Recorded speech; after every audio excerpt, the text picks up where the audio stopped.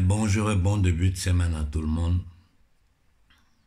J'ai pris le temps d'écouter tout le monde. J'ai discuté en privé avec tous les leaders panafricains. J'ai discuté même avec certaines officines occidentales pour essayer de comprendre ce qui s'est passé réellement au Tchad sur la mort de Déby. Mais aujourd'hui, je ne vais pas rentrer sur ce. Ça ne sera pas l'objet de ma prise de parole. Je prends la parole avant tout pour présenter mes condoléances aux 9 morts qui sont tombés hier au Tchad. C'est des enfants, c'est des hommes qui sont morts parce qu'ils luttaient pour la liberté de leur terre. Mais nous parlons du Tchad. Je sais que beaucoup d'Africains, 99% des Africains ne connaissent pas l'histoire du Tchad. Tombalbaye, qui l'a éliminé, ce sont les Occidentaux, à travers son propre garde du corps. Et ils ont placé Abré. Abré, qui l'a fait sauter, ce sont toujours les Occidentaux et ils ont placé Déby. Et pendant 30 ans, Déby a fait les intérêts des Occidentaux, même si de temps à autre, il arrivait un peu à se rebeller, mais il a fait les intérêts. Il était la garantie de la suprématie occidentale dans cette zone. Vous vous rappelez de la guerre entre le Tchad et la Libye? Vous vous rappelez? Pendant 3 ans, le Tchad a combattu la Libye pour empêcher la pénétration de Kadhafi en Afrique. Et le Tchad a gagné cette guerre-là. Après la guerre, le Tchad a fait des prisonniers libyens. Et ces prisonniers libyens-là, la France voulait les avoir, la France voulait avoir ces prisonniers libyens-là pour pouvoir faire un échange sur le pétrole avec Kadhafi.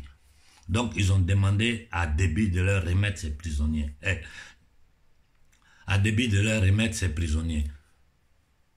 Mais il ne l'a pas fait. Il a remis ces prisonniers-là aux Américains. Et parmi ces prisonniers-là, il y avait celui qu'on appelle aujourd'hui le général Haftar. Ce même général-là, où on dit les gens descendent de la Libye, là, ce même général Haftar, quand le Tchad a remis ces prisonniers-là aux Américains, ce qui a fait très mal aux Français, parce qu'ils voulaient les utiliser pour pouvoir avoir une part de marché dans le pétrole libyen. Donc cet Haftar-là, ils l'ont remis aux Américains, c'est eux qui l'ont formé, c'est eux qui ont tout fait là-bas. Voilà, ça c'est le parcours d'Haftar, et voilà comment Haftar s'est retrouvé dans l'assassinat de Kadhafi. Quand vous voyez son groupe s'est créé, tout ça, ce sont des groupes contrôlés et dirigés par les officines occidentales. La guerre entre la Libye et le Tchad a duré 3 ans. Rappelez-vous d'une autre chose, quand je vous dis souvent que les Occidentaux, les matières premières africaines, là, les matières premières africaines, ce n'est pas seulement l'or, le cobalt, le diamant, tout ce que vous voulez, c'est même les enfants africains. En 2008, quand cette ONG, comment elle s'appelle, l'ONG L'Arc des Zoé, s'est installée au Tchad, qui faisait le trafic des enfants tchadiens et de toute la sous-région, ils remplissait, ils mettaient dans les avions, ils les envoyaient en Europe. Les gens disent pour les adoptions. Moi, je sais pour quelle raison, mais on ne rentre pas dans ces détails-là ici pour ne pas se faire bloquer par YouTube. Déby a tapé sur la table. Il a arrêté ces 7 Français. Sarkozy a voulu faire pression. Le peuple tchadien s'est levé. Sarkozy, il a fermé sa gueule. Et sur le champ, la France a créé une rébellion qui, en moins de 24 heures, ils ont encerclé le Tchad et la présidence. Avec l'intermédiaire de Bongo, le Tchad a libéré ces Français-là. Et Déby est resté au pouvoir. Il a continué à coopérer avec ces gens-là. Voilà un peu l'histoire, pour la faire brève, de ce qui est la situation au Tchad et un peu partout en Afrique.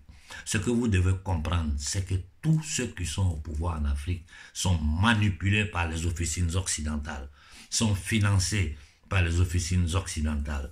ce garçon-là, comment il s'appelle, Masra, il y a un jeune qui m'a envoyé une demande en privé pour me dire, mais qu'est-ce que tu penses de ce Masra? Je te réponds en public. Masra, c'est un pion des officines occidentales. C'est un garçon qui est lié aux loges maçonniques. Voilà pourquoi certains panafricains le soutiennent, parce que ceux-là aussi sont sous la coupole des loges maçonniques. Ce que je vous dis là, ça va leur faire mal. Et ils savent que je sais tout. Je peux mettre tout sur la table. Mais je ne rentre pas dans ce détail-là. Donc, on ne peut pas compter sur Nasra. Tout ce qu'il fait, c'est à l'Élysée, il va. Sans oublier que même le chef des rebelles, où il vit en France. Bon, moi je dis, comment nous, Africains, des négriers qui nous tiennent en esclavage depuis 1454 avec une bulle papale. De l'esclavage, ils sont passés aux travaux forcés, à la colonisation. À la fin de la Seconde Guerre mondiale, ils ont créé un nouveau paradigme dans lequel nous sommes, que nous appelons le néocolonialisme, qui a sa base qui est sur le franc CFA. Parce que c'est à travers le franc CFA et les accords coloniaux qui nous tiennent aujourd'hui en esclavage. Ils n'ont plus besoin de nous mettre les menottes. Donc ce Nasra là, si vous comptez sur lui, vous perdez votre temps. Ça, je vous le dis clairement. Je vous le dis clairement. Jusqu'aujourd'hui, vous avez déjà entendu une déclaration de lui qui attaque directement la France. Non. N'attendez pas que ce soit nous toujours qui vous disons les choses.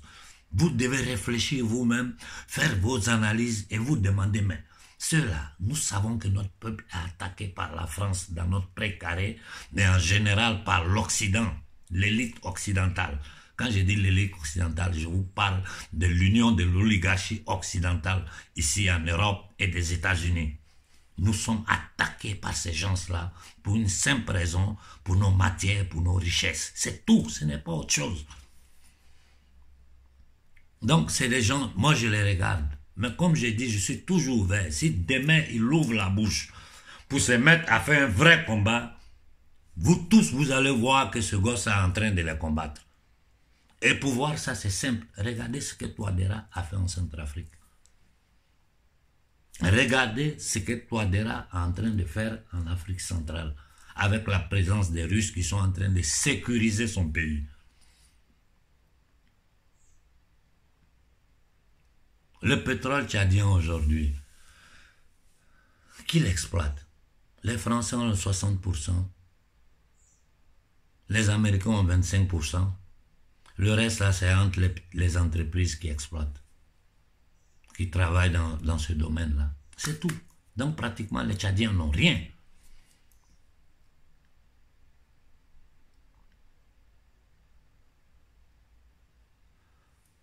Bon. Maintenant, qu'est-ce que nous devons faire? Vous comptez, si ces politiciens-là, l'opposition tchadienne, c'est à vous que je m'adresse, vous êtes tous des vendus. La vieille opposition tchadienne qui est là, c'est tous des vendus. L'opposant principal, il a dit qu'il est vieux, il s'est retiré. Les officines occidentales ont créé celui que vous appelez Masra, là. Ils l'ont déposé là, ils lui ont donné tous les plateaux de télévision. Ils bavardent, ils bavardent. Vous l'avez déjà entendu dire quelque chose sur les Occidentaux? Non. Ce que nous on dit, ce que moi je dis, ce que le frère Béhanzin dit, ce que le frère Donald dit, vous avez entendu Masra jamais ouvrir sa bouche pour dire ça? Non. Qu'est-ce qu'ils vont vous dire? Nous sommes en diplomatie, donc il faut faire de la politique. Ça là, c'est par là qu'ils nous prennent par le cul tous les jours. Nous ne sommes pas en diplomatie. Nous sommes en état d'esclavage. Notre continent est un camp de concentration. Et tous ceux que vous appelez intellectuels sont tous des vendus.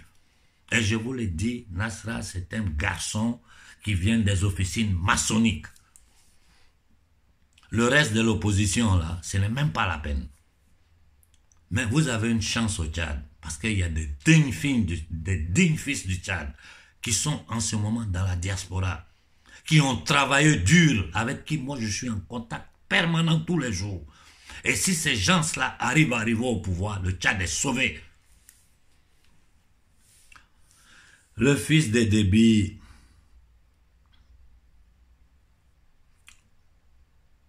c'est un pion français. Ah, je vous le dis clairement. C'est un pion français. Il ne peut rien faire sans les Français. Il a menacé de retirer les soldats tchadiens du désert du Mali. Ça, c'est pour faire chanter un peu la France. Ça, c'est politique. Ça a obligé Macron et autres à reconnaître son gouvernement de transition. Ils sont en train de négocier en ce moment. Parce que les militaires tchadiens qui sont dans le désert là-bas, vous savez combien ils gagnent par mois? 47 000 francs CFA. Ils sont dans le désert là-bas. Ils sont dans des conditions incroyables. Je suis souvent en contact avec les militaires qui m'écrivent en privé. C'est des choses qu'on ne dit pas en public. Ils me disent qu'on est ici, on est dans la souffrance, dans la misère. Il n'y a aucun djihadiste que nous voyons. Ici, nous sommes avec les soldats français. Il y a combien de milliers de soldats français dans le Sahel en Afrique? Combien ils sont? Ils n'arrivent pas à avoir 2, 3, 4 djihadistes. Ils n'arrivent pas à les voir. Ils se foutent de nous avec leurs satellites, les drones. Ils arrivent de leur base ici en Occident, voir une pierre dans le désert. Mais ces djihadistes-là, personne ne les voit. Et ils pullulent ils font ce qu'ils veulent. Posez-vous les questions. Quand vous les voyez ici, des motos, des nouvelles motos qui coûtent cher, quand vous les voyez dans des 4x4 flambant neufs qui défilent dans le désert, personne ne les dérange. Qui leur donne ça? Les armements que ceux qui sont descendus de la Libye, les armements sophistiqués qu'ils avaient, où ils ont eu ça? Pourquoi la France les a laissés entrer dans le Tchad? La France, plus de 20 fois, a sauvé le régime Déby.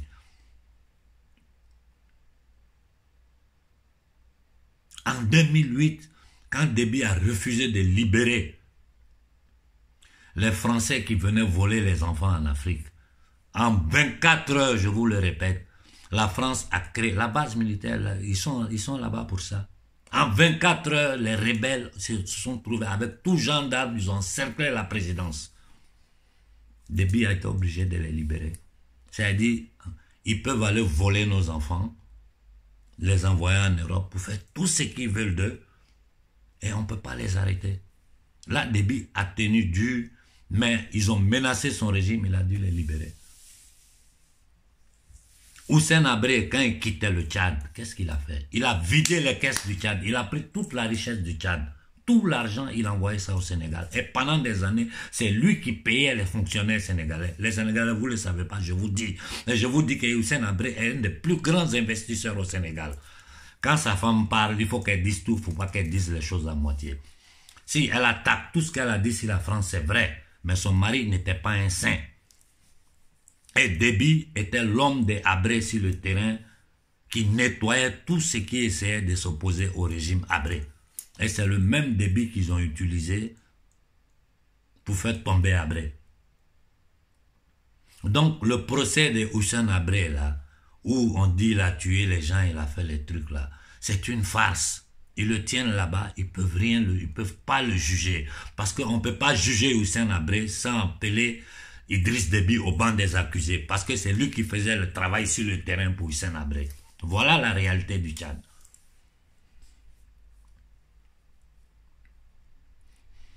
L'hypothèse selon laquelle aujourd'hui Déby a été éliminé, parce qu'il a refusé de permettre de faire du Tchad la base arrière pour déstabiliser toute la zone, elle ne peut pas être rejetée totalement. C'est une possibilité. Parce que avoir ces dernières déclarations, avoir la façon dont il a bougé ces dernières années, c'est possible. Comme je vous l'ai dit, il est en cours la balkanisation de l'Afrique. Donc n'importe qui s'opposera à cette balkanisation-là, même si tu étais leur ami, ils vont t'éliminer. Demandez-vous comment les rebelles ont pu rentrer en peu de temps, arriver à 300 km de N'Djamena sans que les satellites, les drones, la surveillance de tous ces occidentaux-là ne les voient. Ça veut dire qu'ils les ont laissés faire. Et quand un général, celui qui connaît un peu le monde militaire, comment ça fonctionne, moi je discute toujours avec les militaires, un général, on ne le touche pas aussi facilement. On ne touche pas un général.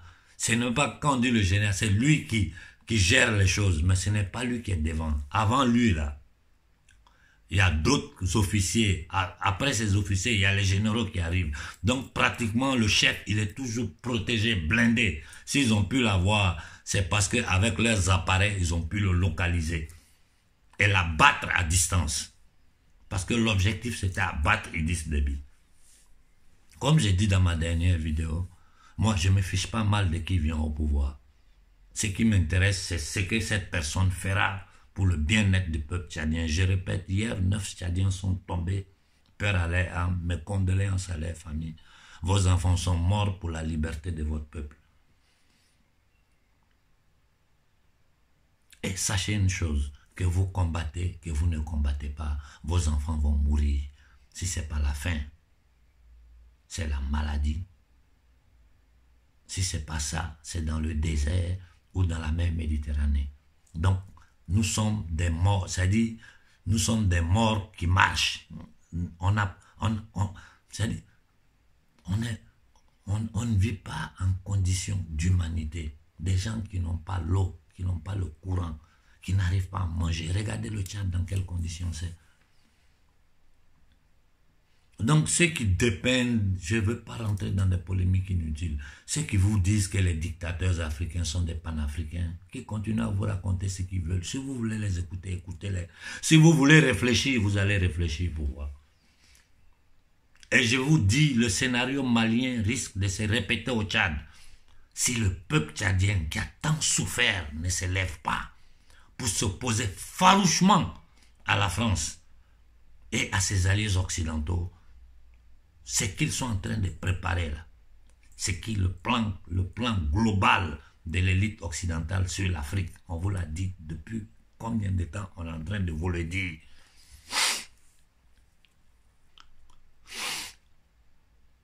Il y a un espoir parce que dans la diaspora tchadienne, il y a des gens qui vraiment ont travaillé dur ces dernières années pour essayer d'éviter ce qui est en train de se passer. Il y a ceux qui font la lutte pour que Idriss parte pour prendre leur position. Et là, la même technique qu'ils utilisent dans toute l'Afrique pour nous diviser, cette même technique-là, ils l'ont utilisée au Tchad. Quand tu regardes, tu vois que les gens sont dans des problèmes de clans. Alors que c'est tout le peuple tchadien qui est attaqué. Au lieu de s'unir, d'abord, repousser l'ennemi, et puis après, essayer entre nous tranquillement de voir comment résoudre nos problèmes et d'envoyer les gens au pouvoir pour leurs compétences, leur intégrité, leur honnêteté intellectuelle. Non, les gens partout en Afrique sont dans des paradis claniques. C'est moi qui suis là, je vais mettre les gens de mon ethnie à côté de moi, ils vont me protéger. Partout en Afrique, c'est comme ça. Aujourd'hui, quand je regarde le Mali, j'ai honte.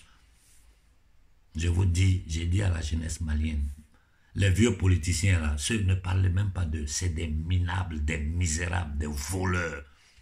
Les jeunes qui se disent panafricains, c'est des minables, au même titre que les anciens. Je vous dis, il y a un dedans au Mali qui sont vraiment honnêtes. Mais ils ne peuvent pas percer parce que tout est fermé. Le Mali, c'est fini.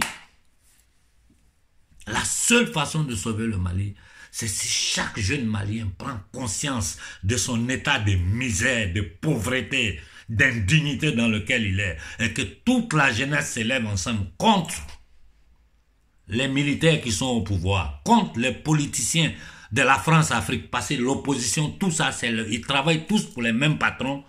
Si le peuple s'élève, alors les dignes Maliens, capables, parce qu'il y en a, auront l'ouverture pour pouvoir prendre le Mali en main et déchirer ces accords d'Alger. Au passage, j'ouvre une parenthèse pour dire au président du Niger, nègre de salon, continue à livrer l'uranium du Niger aux Français. continue pendant que le peuple du Niger est dans la misère, la pauvreté, dans l'humiliation. Quand on m'envoie les photos où il y a les trucs d'arrivage, je regarde la nuit, je n'arrive pas à dormir. Ils ont enlevé un nègre des salons, ils ont placé un autre. Et maintenant, ils s'ingèrent dans les problèmes du Mali pour obliger les Maliens à signer les accords d'Alger. Tout ça là, en partant de l'Afrique du Nord jusqu'au golfe de Guinée, c'est pour les richesses. Aujourd'hui, la troisième guerre mondiale se combat sur notre terrain. Une guerre asymétrique que les Africains n'arrivent pas à comprendre. Les Occidentaux sont en train de se battre sur notre terre pour le contrôle de nos matières premières. Et les Africains ne se rendent même pas compte.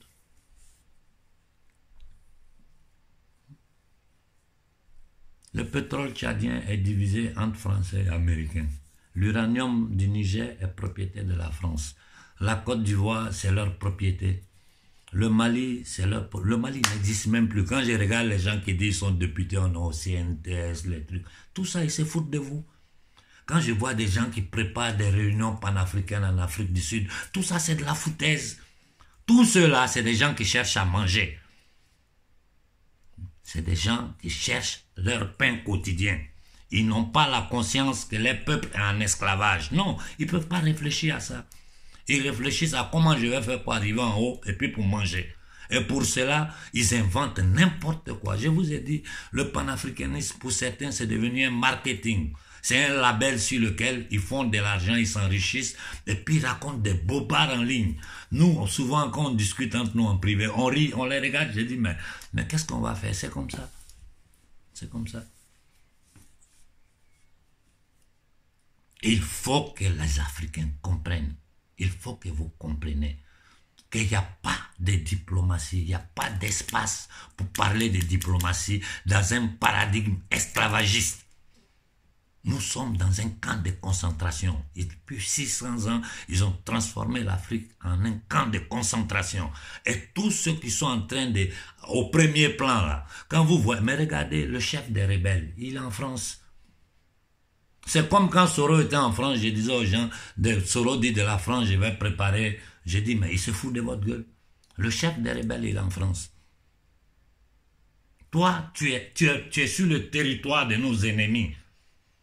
Et de là-bas, tu guides une rébellion. Mais ils se foutent de votre gueule. Tout le monde se fout de votre gueule. Tout le monde se moque de vous. Il n'y a pas un qui vous dit la vérité. Et ce que je suis en train de vous dire là, ça les dérange tous. Et tous, vous savez que je suis devenu leur terreur. Les politiciens et les activistes panafricains. Je suis devenu leur terreur. Parce qu'ils savent que vous m'écoutez aujourd'hui. Vous avez vu Nasrallah ouvrir la bouche pour attaquer la France? Jamais. Tout ce qu'il fait, il va prendre les ordres à l'Élysée, il vient, on lui a placé. Ils ont créé ce gosse-là en une année, ils lui ont donné tous les plateaux de télévision pour lui donner de la visibilité, comme ils ont fait avec certains faux leaders panafricains. Ils te créent l'espace médiatique, ils te donnent la visibilité, tu lances 2-3 discours, et puis, les gens te suivent, non? Nasrallah, qu'est-ce qu'il dit de concret sur la France? Vous avez déjà entendu quelque chose? Non, il ne le fera pas. Le petit débit qu'ils ont mis au pouvoir, dans ma dernière déclaration, je vous ai dit, je ne me fiche pas mal de qui vient au pouvoir en Afrique. Moi, ce qui m'intéresse, c'est ce qu'il fait pour le peuple. C'est quelles sont les actions qu'il pose pour libérer son peuple de la domination, du banditisme occidental. Moi, c'est ça qui m'intéresse. Vous avez entendu Nasra dire quelque chose? Jamais. Vous entendez tous ceux qui sont en Afrique qui disent qu'ils sont politiciens là, dire, oser répéter ce que nous disons? Jamais. Comme moi je parle, comme le frère Béhanzin parle, comme le frère Donald parle. Vous les avez vus? Les politiciens africains oser tenir les discours que nous tenons? Non. Non, nous on ne peut pas la diplomatie. Ça veut dire que tu es dans le système. Ça veut dire que tu es en train de mentir à ton peuple. Vu que nous savons tous que notre peuple est en guerre. Donc qu'est-ce que vous nous racontez? Vous allez faire de la diplomatie avec qui? Avec des négriers? Ils se moquent de vous. Ils vont s'enrichir. Les pasteurs s'enrichissent. Les marabouts s'enrichissent, ils sont dans le beurre. C'est-à-dire tout ce qui accompagne le système France-Afrique sur le plan politique, juridique, spirituel, mange. Et c'est combien? C'est 1% de la population. Les 99% des Africains sont dans la misère. Le continent le plus riche de la planète. Qui a une jeunesse. Plus de 50% de la jeunesse africaine a moins de 20 ans. C'est ça qui fait peur à ces gens-là. Et je vous dis une chose, et je le répète, je le dis en privé. Si aujourd'hui nous avons réussi, moi, Gucci, Donald, le frère Linus et quelques autres, à créer un noyau, nous nous concertons entre nous avant de prendre des décisions, avant de faire des déclarations. Ça commence à donner un peu de fruits. Il y a beaucoup que vous ne connaissez pas parce qu'ils ne font pas de vidéos, ils ne sont pas en premier plan. Mais c'est des gens qui travaillent dur sur le terrain. Ils travaillent et tout ce qu'ils récoltent, tout le fruit de leur travail, ils nous remettent à nous. Et nous vous les communiquons. Donc, ce n'est pas nous que vous voyez, que vous devez considérer. Non, il y a des gens derrière nous qui travaillent. Et ces gens-là, c'est ceux-là qui doivent être demain, des jeunes Africains qui doivent être la nouvelle classe dirigeante de l'Afrique. Si un sort, quand nous vous dirons que telle personne supportez-le, vous devez supporter cette personne-là. Parce que nous savons avec certitude que celui-là, il ira pour faire les intérêts de l'Afrique. Tout le reste là, c'est du n'importe quoi. Tout le reste là, c'est du n'importe quoi. Des minables qui cherchent leur ascension sociale à travers la politique. Des vendus qui sont au service des officines maçonniques et occidentales. Quand vous voyez, on leur permet toutes les télévisions.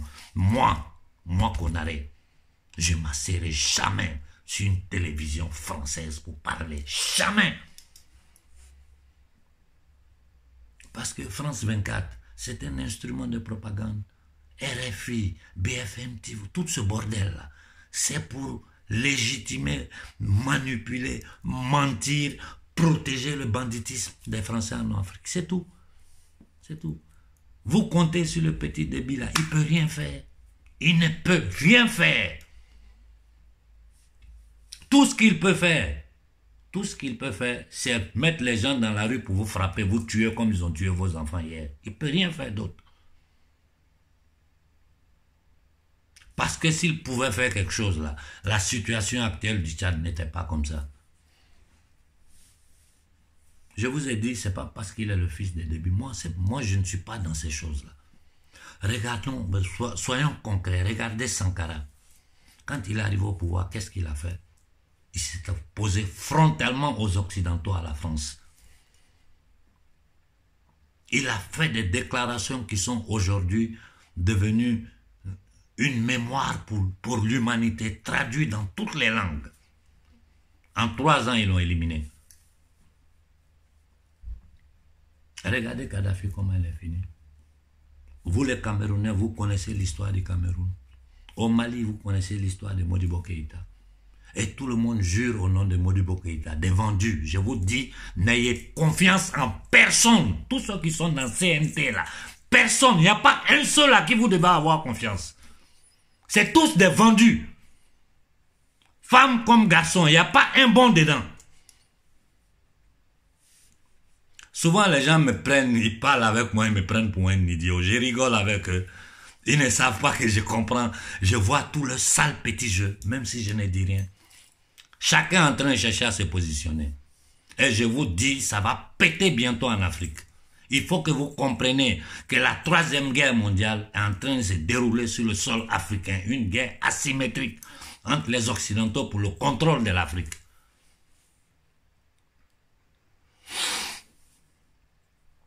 Et vous, Sénégalais, je vous dis une chose. Vous avez commis la plus grande erreur de vous arrêter parce que les marabouts vous ont donné des injonctions. Ils vous ont trahi. Que Macky Sall soit là, qu'un autre système vienne, les marabouts vont continuer à manger. Les prêtres vont continuer à manger. c'est vous qui allez rester dans la misère.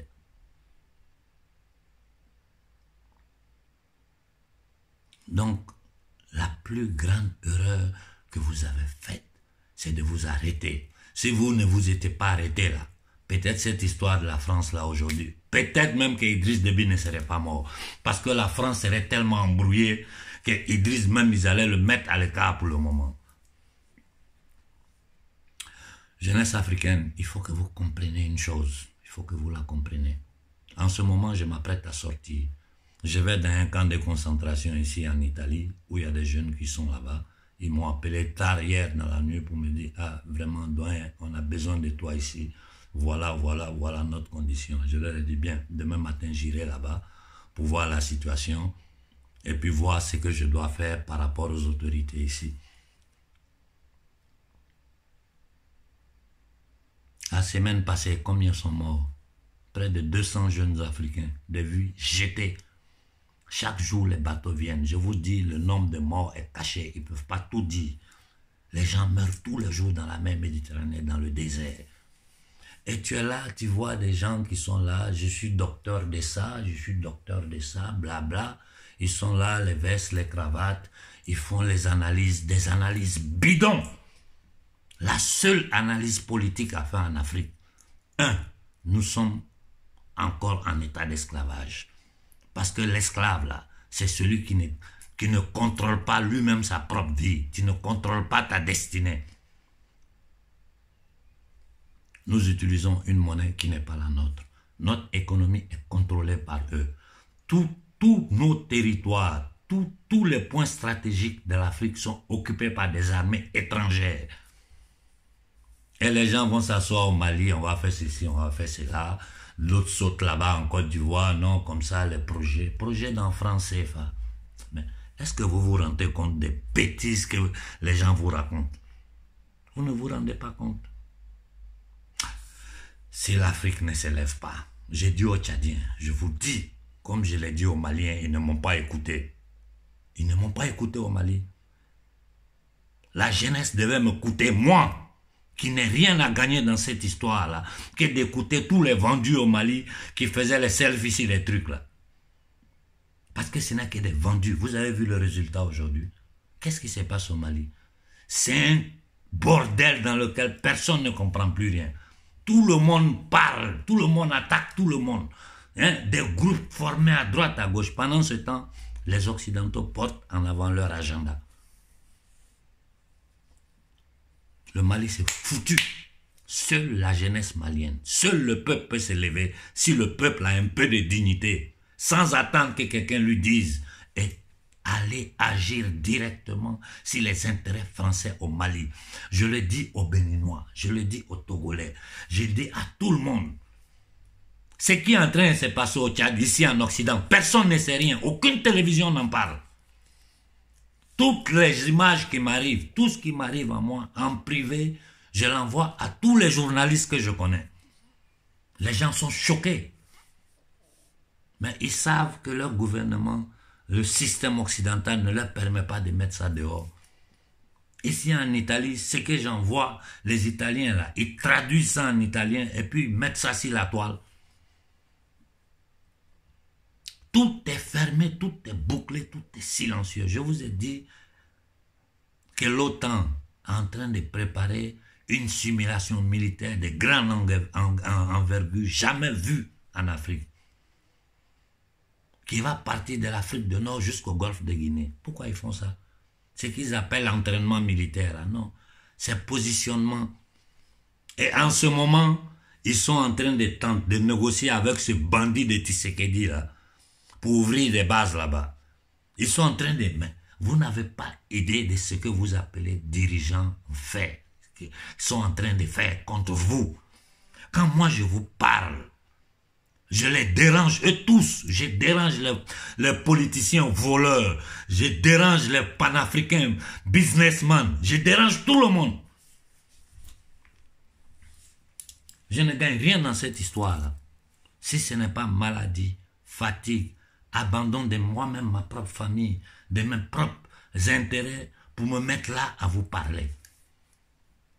Et que vous sachiez une chose, N'attendez pas des autorités. Hier, j'ai beaucoup apprécié les déclarations de mon jeune frère Béhanzin quand il a lancé un appel à Maduro.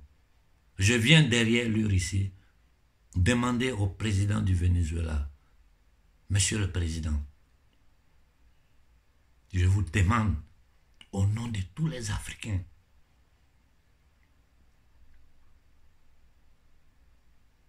de prendre une position, de faire des déclarations claires sur ce que notre peuple est en train de subir. Ils ont assassiné Chavez. Tu as pu arriver au pouvoir, mais depuis que tu es au pouvoir, tu n'as jamais eu la paix. Ils ont tenté de toute façon de te faire sauter. Nous serons auprès du peuple vénézuélien. À chaque fois que les envahisseurs vont attaquer ton peuple, nous allons nous lever pour vous donner notre soutien. Aujourd'hui, nous vous demandons de nous soutenir.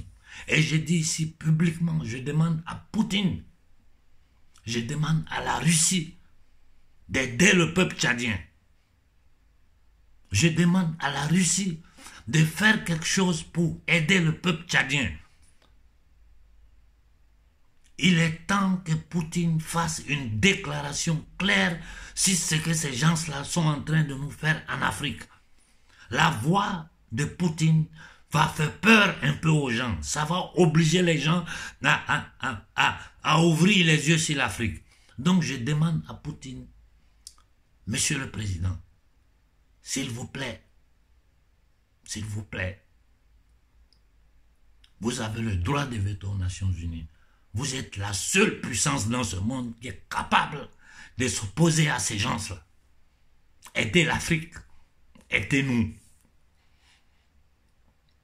Parce que si vous ne nous aidez pas, je ne sais pas comment nous allons nous en sortir. Au moment où je vous parle, toujours dans ce machiavélisme-là, Macron convoque les activistes panafricains.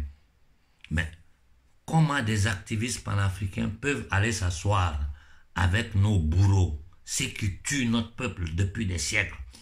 Si on veut partir seulement des forces indépendantes jusqu'à aujourd'hui, combien de morts la France a fait en Afrique? Combien? Et vous devez comprendre une chose, comme ils soutiennent les dictateurs, de la même façon, ces mêmes Français-là soutiennent la rébellion. Parce qu'ils ont besoin de cette rébellion pour tenir nos dictateurs sous leurs ordres. Si tu n'obéis pas, on te fait venir la rébellion. Ils l'ont fait en Côte d'Ivoire.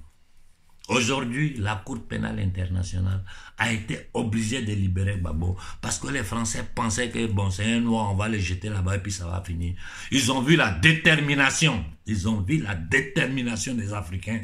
Ils étaient obligés. Vous ne le savez pas parce qu'on ne dit pas tout en public. Moi, j'ai été au Parlement italien. Je me suis assis au Parlement italien. On me filme devant les députés. Et j'ai expliqué en détail ce qui s'est passé en Côte d'Ivoire. C'est la pression que les Ivoiriens ont fait dans le monde entier qui a fait que la France et ses alliés étaient obligés de libérer Gbagbo. Et je vous dis, Gbagbo est un homme en danger. À la première erreur qu'il fait, ils vont l'éliminer. Donc libérer la Côte d'Ivoire, c'est le peuple ivoirien qui doit le faire. Et sachez une chose, Alassane dans sa position là, il est piégé. Parce que si ce n'est pas Gbagbo, qui a tué les Ivoiriens? Ils vont mettre ça sur le petit Soro. Mais Soro obéissait aux ordres de qui? De Ouattara. Voilà comment les gens arrivent à nous tenir c'est-à-dire de telle sorte que nous ne puissions même pas agir. Voilà leur technique. Et des gens s'asseyent. Je vois Macky Sall qui ose, dans un discours, menacer le peuple sénégalais. Il les a menacés dans son discours. Aujourd'hui, vous voyez ce que je vous disais. Vous aurez dû le faire partir et faire sortir la France du Sénégal. Le Sénégal n'est rien d'autre qu'une colonie française d'outre-mer. Ils ont tous trahi depuis les forces indépendantes jusqu'à aujourd'hui. Il n'y a pas eu un seul bon dedans. Il n'y en a pas un bon en Afrique aujourd'hui.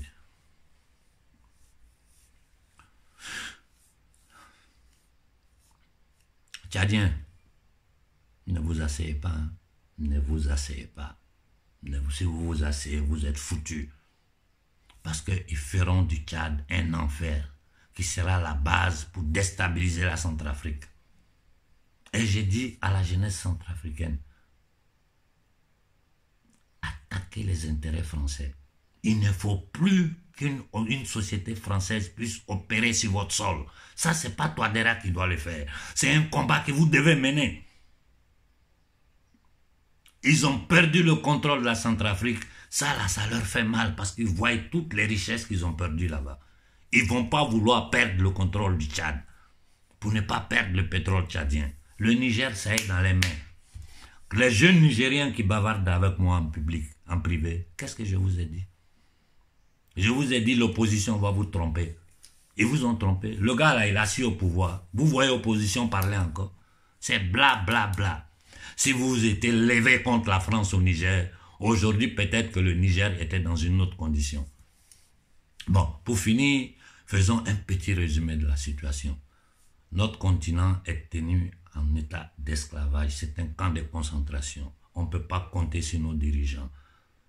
Ceux que vous appelez panafricains, qui sont des businessmen au service des officines maçonniques, ne font que le jeu de ces gens-là en essayant, à chaque fois que vous allez vous lever, ils vont trouver le moyen de prendre la scène et puis vous décourager et continuer de s'enrichir. Ils lancent des bêtises sur la toile, les idiots les applaudissent. Bon, ceux-là, laissons-les tomber.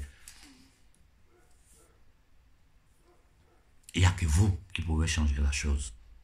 J'ai dit, si l'Afrique s'élève, si le peuple africain s'élève vraiment, en 48 heures, les conditions de l'Afrique changent. Parce qu'aujourd'hui, la société civile occidentale n'est pas prête à accepter cette chose-là. Vous n'avez pas idée de combien de Français, Italiens, Belges, Anglais, qui m'écrivent à moi en privé pour me dire vraiment, Monsieur Konaré, il est temps que vous vous levez pour faire finir ça. Ce que nos gouvernants font, ce n'est pas acceptable. On a honte. Il y en a même qui écrivent en public, qui postent. Moi-même, je lis, je suis dépassé. Il n'y a que la jeunesse qui peut sauver. Je vous dis, au Tchad, ne vous arrêtez pas. Allez sur les intérêts français. Détruisez tout. Détruisez tout ce que vous pouvez détruire. J'ai toujours dit une chose. Ne touchez pas à une vie humaine. La vie humaine est sacrée. Si pour eux, la vie humaine n'est pas sacrée, tantôt ils ne nous considèrent même pas comme des êtres humains pour ceux-là. Le code noir est là pour le démontrer. Si pour eux, la vie humaine n'est pas sacrée, pour nous les Africains, la vie humaine est sacrée. Et je vous dis, les Occidentaux qui vivent chez nous ne sont pas responsables de ça. C'est leur gouvernement. Si, ils en profitent parce qu'ils arrivent sur un terrain conquis, ils font leurs affaires, ils s'enrichissent. Mais c'est le gouvernement, c'est le système français qui est basé sur ça. Et tant que la France aura ses bases militaires, ses enclos, ses comptoirs coloniaux appelés ambassades en Afrique, vous n'allez jamais avoir la paix. Jeunesse africaine, levez-vous. Levez-vous. Levez-vous. Au moment où je vous parle, là, vous devez être sur pied dans toute l'Afrique, au Togo, au Bénin, au Gabon, en Côte d'Ivoire, en Cameroun, partout, pour demander le départ de la France. Il faut que vous devez faire un bruit au point que le monde ne peut pas fermer les yeux là-dessus. Et nous, là, notre rôle sera de relayer tout ce qui se passe en Afrique, dans le monde entier. La liberté ne se donne pas. Si ces gens-là pouvaient nous donner la liberté, notre condition d'esclavage n'allait pas durer 600 ans. À chaque fois, ils ont changé les cartes à table pour continuer à voler. Et aujourd'hui, là, tout ce dont ils ont besoin pour les nouvelles technologies, pour l'intelligence artificielle, se trouve chez nous. J'ai trop parlé aujourd'hui. Pour résumer, je vous dis, levez-vous. Africains, levez-vous. Levez-vous. Tchadiens, ne vous asseyez pas. Le petit d'Idriss Déby ne peut rien contre la France. Il va se plier. Si ce Masra-là vient, c'est la continuité de la France-Afrique. L'opposition tchadienne, elle est pourrie. Mais il y a des jeunes Tchadiens qui sont dignes, qui sont prêts à prendre la relève. Si vous arrivez à chasser la France du Tchad, si vous arrivez à empêcher les Français de travailler sur le sol tchadien, au Tchad, au Niger, au Mali, ça c'est la société civile qui doit le faire. Des jeunes conscients, organisez-vous en petits groupes et attaquez leurs intérêts. Organisez-vous en petits groupes, attaquez les intérêts, envoyez-nous les vidéos, les photos. Il faut que ça inonde le monde. C'est la seule stratégie que nous avons. Tout le monde travaille contre nous, de l'extérieur comme à l'intérieur. Je dis bien, les ennemis exogènes arrivent à faire ce qu'ils ont fait, l'esclavage, la colonisation, tout ça, parce qu'ils ont trouvé des alliés intérieurs qui leur ouvrent la porte, qui les couvrent et qui jouissent des miettes qu'on leur laisse. Et vous continuez à souffrir, à vivre dans la misère. Hein? Mais comment un peuple peut accepter ça? Mais la misère, ce n'est pas une normalité. La misère, ce n'est pas une normalité. Le droit de vivre en paix, en dignité, en santé, c'est un droit naturel qui est au-dessus du droit positif que les Européens ont créé. Le droit naturel de chaque être vivant, plantes, animaux, hommes, c'est vivre selon les lois selon les lois de la conscience suprême, si on peut l'appeler comme ça. Tout le monde a le droit de vivre en paix. Donc, où nous menons ce combat-là sérieusement, où nous menons ce combat sérieusement, ou bien ce n'est pas la peine d'aller nous faire massacrer, et puis enfin on vient s'asseoir, la France-Afrique continue, parce que ces gens-là, leur survie dépend du vol qu'ils font en Afrique. Leur survie dépend du pillage qu'ils font en Afrique. L'Afrique, c'est le réservoir des matières premières, mais aussi le désherboir de tous les produits radioactifs, toxiques qu'ils créent en Europe ici. Tout est enterré dans notre sous-sol. Voilà ce que j'avais à vous dire ce matin. En ce moment, la situation au Tchad peut changer, mais les jeunes Tchadiens doivent faire le travail. Il y a dans la diaspora tchadienne des gens qui sont prêts à prendre le pouvoir et affronter la France à visage ouvert. Mais vous devez faire le premier pas. Il faut que la France sorte.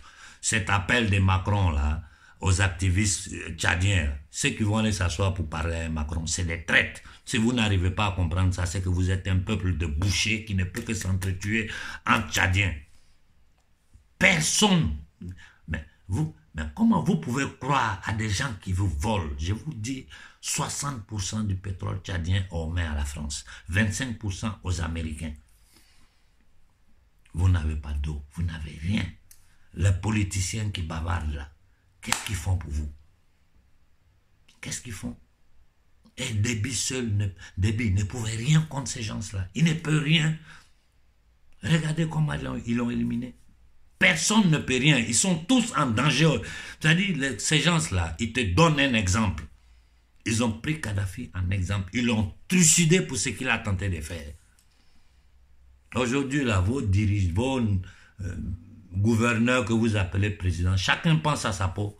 Quand le Lord part de l'Élysée, ils obéissent sans même réfléchir. Ils obéissent sans même réfléchir, parce que c'est la condition pour eux de rester au pouvoir et de vivre. Voilà notre condition. Donc faites ce que vous voulez. Nous, tout ce que nous pouvons faire, c'est vous rendre, vous faire comprendre ce qui se passe, pourquoi notre peuple souffre, et vous donner les solutions pour sortir de là. Nous mourons tous les jours de maladies, dans la mer, dans le désert, des balles. Combien sont morts au Sénégal, au Mali, au Tchad, en Côte d'Ivoire? Nous mourons. C'est mieux de mourir en combattant pour ta liberté, pour que demain ton fils puisse vivre comme les enfants vivent ici en Occident, et non prendre des bateaux, que d'essayer de rester vivant, hein, pour mener une vie inutile. Parce que ce que vous faites là, c'est vous ne vivez pas. Moi, d'ici, je regarde l'Afrique souvent, je pleure, j'ai honte. Et c'est ce que vous appelez intellectuel, vous parlez de coopération, de bilatéralisme. C'est tous des menteurs. Nous sommes en guerre. Et notre peuple doit se défendre. Notre nombre est notre force. On n'a pas besoin d'armes pour faire partir la France de l'Afrique.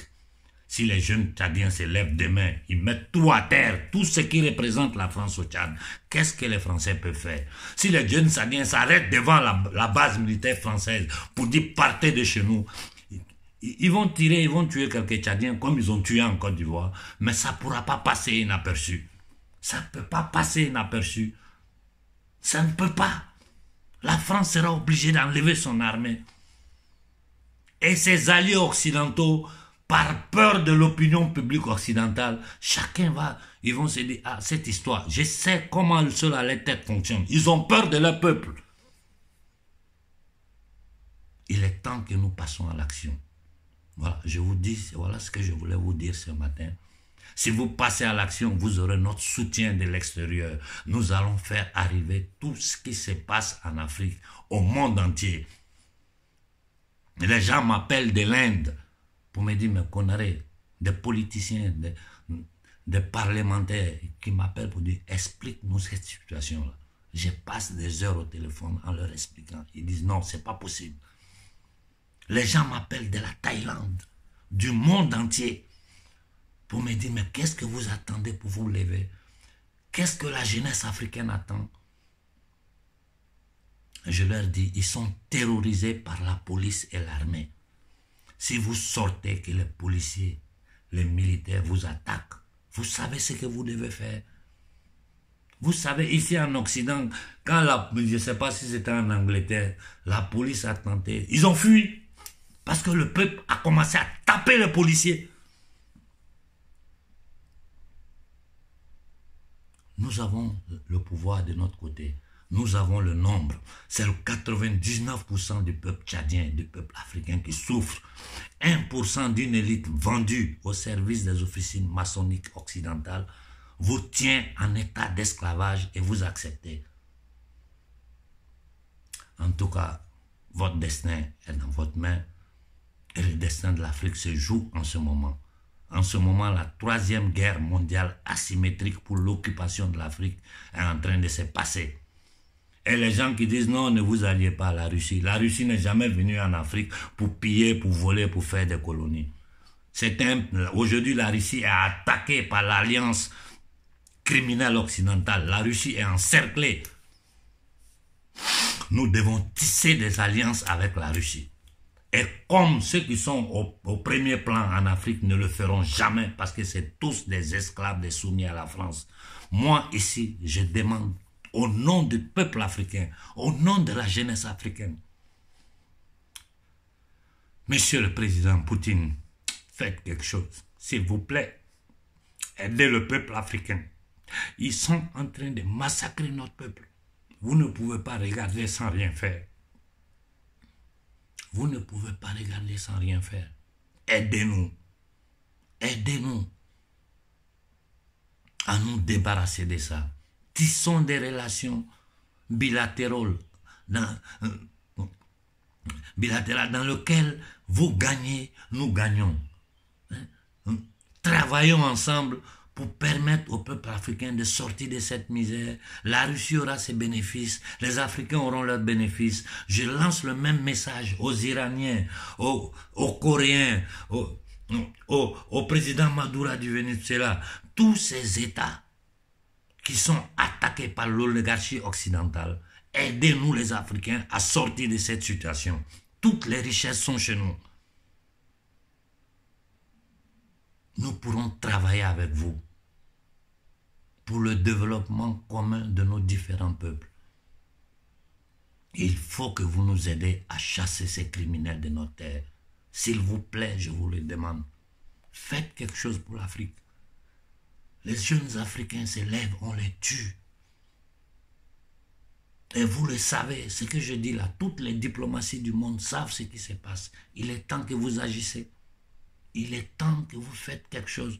Parce que l'histoire retiendra. Comme aujourd'hui, la conférence de Berlin de 1884-1885 est une honte pour les Occidentaux. Si vous qui êtes aussi dans les mêmes conditions que nous, vous êtes attaqués par ces gens-là, vous avez vu comment ils ont fait pour détruire l'Union soviétique. Si ce n'est pas grâce à l'arrivée de Poutine qui a réarmé, qui a réorganisé, qui a donné dignité au peuple russe, qui est un grand peuple, qu'aujourd'hui personne ne peut contre eux, votre pays, la Russie, était foutu. Ils avaient mis la Russie aux mains des oligarques, bandits, mafieux, criminels. Monsieur Poutine, s'il vous plaît, intervenez. Intervenez aux Nations Unies. Intervenez sur le plan stratégique, militaire. Aidez l'Afrique. Nous vous serons reconnaissants. Si vous nous aidez, nous vous serons reconnaissants.